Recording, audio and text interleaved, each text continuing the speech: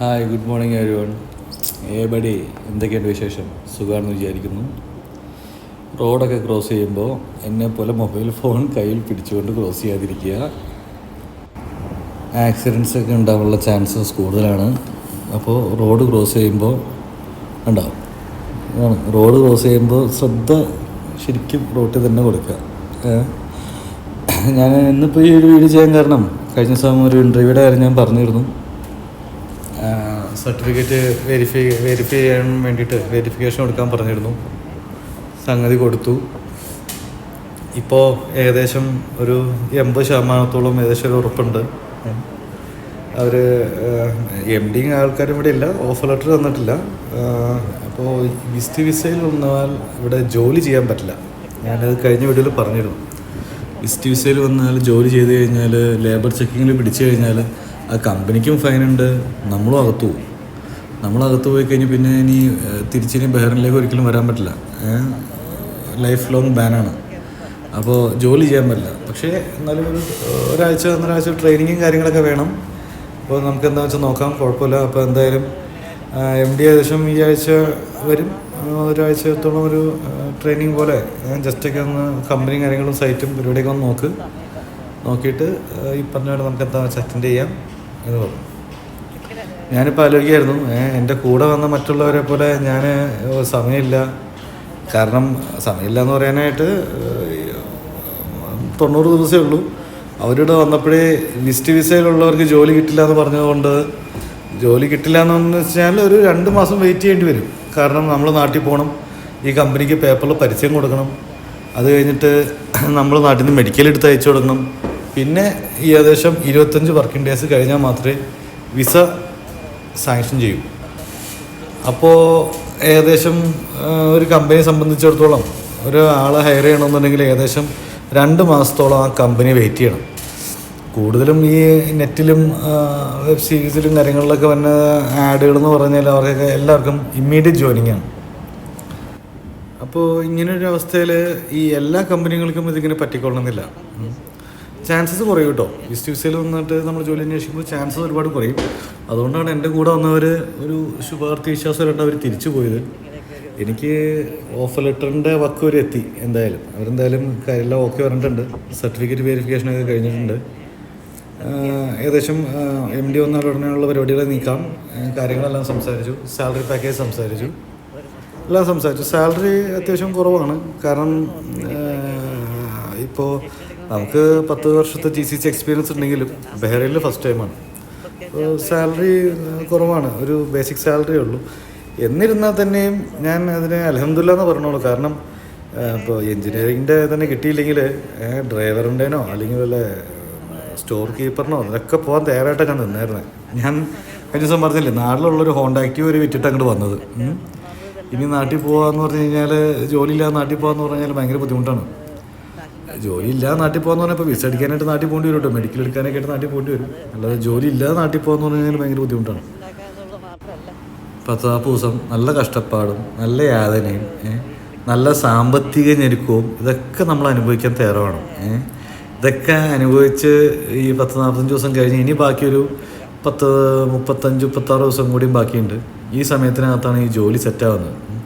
തീരെ പ്രതീക്ഷിക്കാതെ കിട്ടുന്ന ഒരു സെറ്റപ്പാണല്ലോ. കാരണം എന്താണെന്ന് വെച്ചാൽ ഈ മെയിനായിട്ടുള്ളത് ഈ വിസയുടെ പ്രശ്നം. നമ്മൾ പലപ്പോഴും നമ്മൾ കണ്ടിട്ടുണ്ടല്ലോ, ഈ ഒരുപാട് പ്രതിസന്ധികളൊക്കെ വരുമ്പോൾ ആൾക്കാർ മനസ്സ് വിഷമിക്കുന്നതും അവരെന്നിട്ട് മറ്റു പല പരിപാടികളിലേക്ക് പോകുന്നതൊക്കെ നമ്മൾ കണ്ടിട്ടുണ്ടല്ലോ. നമ്മളൊരിക്കലും നമ്മളുടേതായ ശുഭാപ്തി വിശ്വാസം നമ്മൾ കൈവിടരുത്. അതാണ് എനിക്ക് പറയാനുള്ളത്. ഈ ശുഭാപ്തി വിശ്വാസം കൈവിടരുതെന്ന് പറഞ്ഞു കഴിഞ്ഞാൽ, ഇപ്പോൾ ഇത്തിരി കോൺഫിഡൻ്റൊക്കെ വന്നിട്ടുണ്ട്. മറ്റേ ആരെന്തോ ഒരു വർക്ക് ഓഫർ ലെറ്റർ കൊടുക്കാമെന്ന് പറഞ്ഞപ്പോഴേക്കും എനിക്ക് ഇത്തിരി കോൺഫിഡൻസ് അങ്ങോട്ട് എത്തിയെന്ന് നിങ്ങൾക്ക് തോന്നുമായിരിക്കാം. സത്യം പറയല്ലോ, കുറച്ച് കോൺഫിഡൻസ് വന്നിട്ടുണ്ട്, സത്യമാണ്. അപ്പോൾ കോൺഫിഡൻസ് വരികയെന്ന് പറഞ്ഞു കഴിഞ്ഞാൽ അത് മോശപ്പെട്ട കാര്യമല്ലല്ലോ. കോൺഫിഡൻസ് കുറച്ച് വന്നിട്ടുണ്ട്.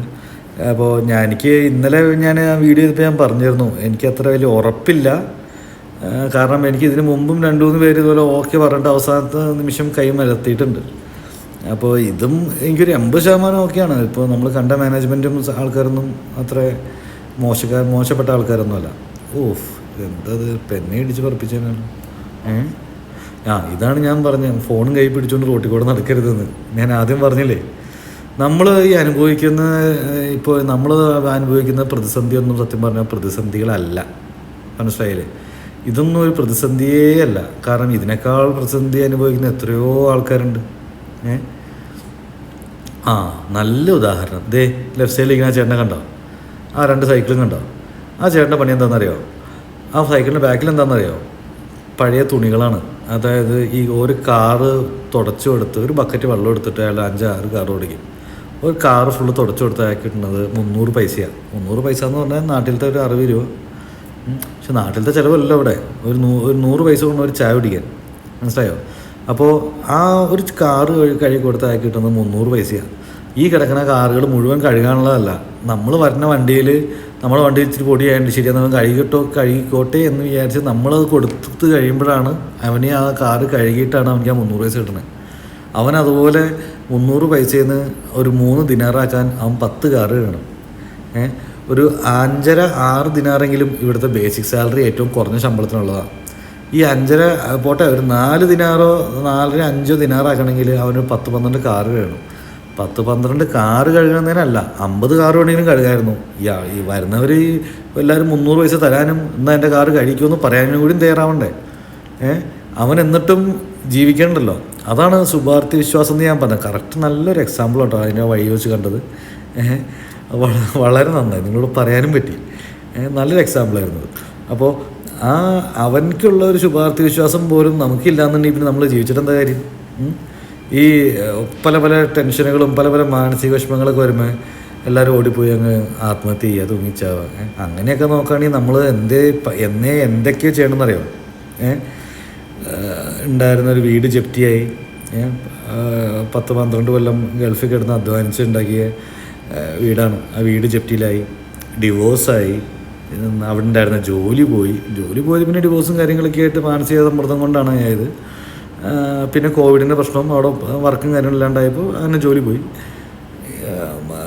നാട്ടിൽ വന്നു കഴിഞ്ഞാൽ വേറെ നല്ല ജോലി കിട്ടിയില്ല. കിട്ടിയ ജോലിക്കാണെങ്കിൽ വേറെ നല്ല ജോലി കിട്ടിയില്ല എന്നുള്ളതല്ല കേട്ടോ, ജോലി സൂപ്പർവൈസിങ്ങിൻ്റെ ജോലി തന്നെ കിട്ടിയിരുന്നു. പക്ഷെ നാട്ടിൽ ശമ്പളമില്ല, ഒരു 17,000 രൂപ ശമ്പളം ഉണ്ടായിരുന്നുള്ളൂ.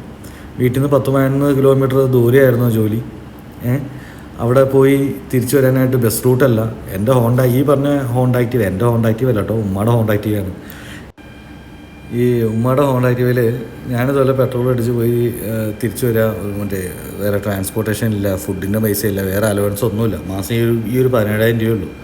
ഇതുകൊണ്ടാണ് എൻ്റെ കാര്യങ്ങൾ ഓടിക്കൊണ്ടിരുന്നത്. അപ്പോൾ മനസ്സിലായോ? അപ്പോൾ ഞാൻ പറയുന്നത് വെച്ച് കഴിഞ്ഞാൽ നമ്മളുടെ ആ ശുഭാപ്തി വിശ്വാസം കൈവിടരുത്. നമ്മൾ ഇപ്പോൾ ഈ സ്ഥലത്ത് ജോലി ചെയ്യണം ഇതിനായിട്ടാണ് അങ്ങോട്ട് വന്നത്.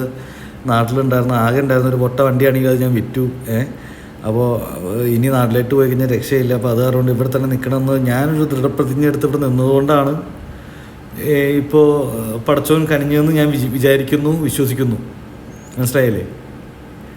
എന്തായാലും ഇനി അടുത്തൊരു വീഡിയോയിൽ ബാക്കി വിശേഷം പറയാം. Okay guys, see you. ഞാൻ എൻ്റെ ഈ ചാനൽ എൻ്റെ കോളേജിലെ ഫ്രണ്ട്സിനോ അല്ലെങ്കിൽ എൻ്റെ സ്കൂൾ ഫ്രണ്ട്സിനുള്ള ഗ്രൂപ്പുകളിലൊന്നും ഞാൻ അയച്ചിട്ടില്ല. അതിൻ്റെ ആവശ്യമുണ്ടെന്ന് തോന്നിയില്ല. ഈ ചാനൽ കണ്ട് ഇഷ്ടപ്പെട്ടവർ സബ്സ്ക്രൈബ് ചെയ്താൽ മാത്രം മതി. ഇത് കണ്ടിട്ട് ഓക്കെ. അങ്ങനെ നിങ്ങൾ സബ്സ്ക്രൈബ് ചെയ്തിട്ട് എനിക്ക് കിട്ടിയ 10 സബ്സ്ക്രൈബറായപ്പോൾ എനിക്ക് കിട്ടിയ അച്ചീവ്മെൻ്റ് ആണ് അത് മേളിൽ കയറി കാണിക്കുന്നത്. Okay, thanks to all. By.